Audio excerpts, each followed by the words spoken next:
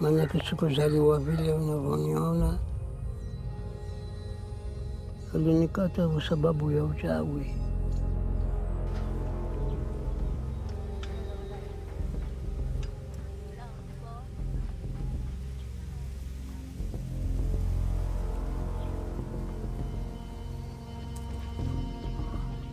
Tunapaka hii dawa kwa vile wale watoto wa siku hizi wanatushangaza.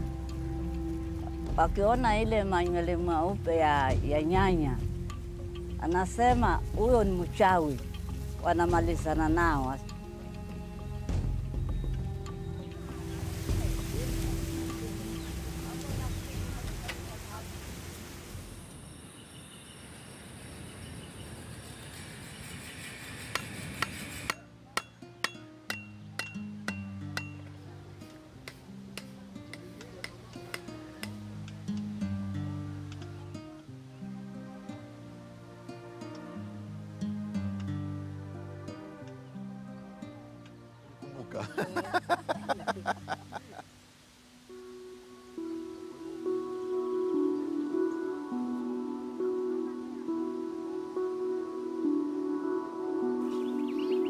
Mbona walikuita mchawi? Alisema mimi nilimuua mtoto wake.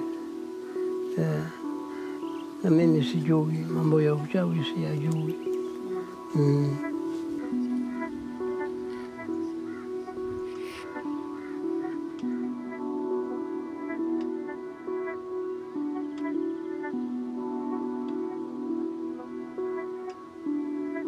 Mimi kusema kweli, shamba langu ni moja, liko kando kando ya ziwa, lakini hizi zangu binafsi ni ekari 6. Shamba kubwa hili? Shamba kubwa hili.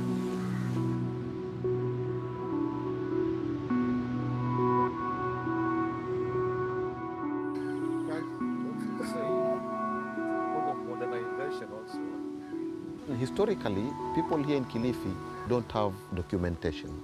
The only documents they have is the narrative from these elderly people. And that's why most of men and elderly are being killed, because once you kill them, then you have removed the obstacle. It started as a regional issue, but now it has escalated to national. It's a national disaster which needs to be addressed urgently. Nimesema mziki unyamaze kwa sababu kile kitu kinaendelea.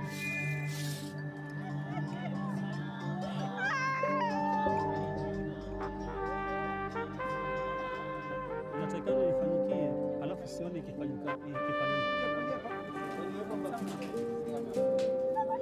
Pokea sifa na utukufu Baba, maana umetenda.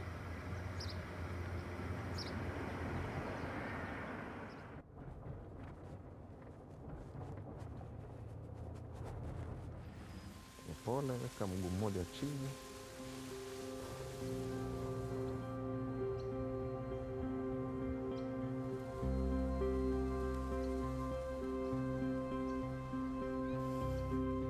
Habari za kwenu?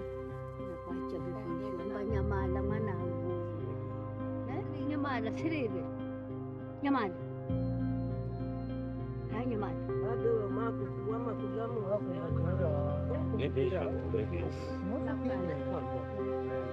Bekisha zitufu.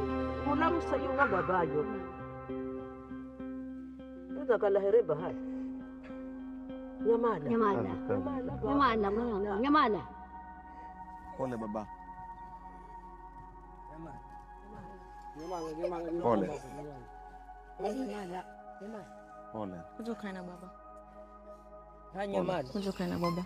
Kamba nikunena we muze babayo kulio sikiraze baba.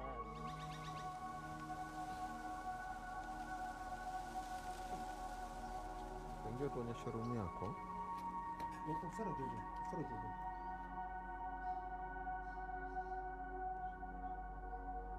Kata huyo jamaa na kupiga makelele mpaka dakika ya mwisho, ndio watu wakatoka. Wakaja wakanisaidia. Ndio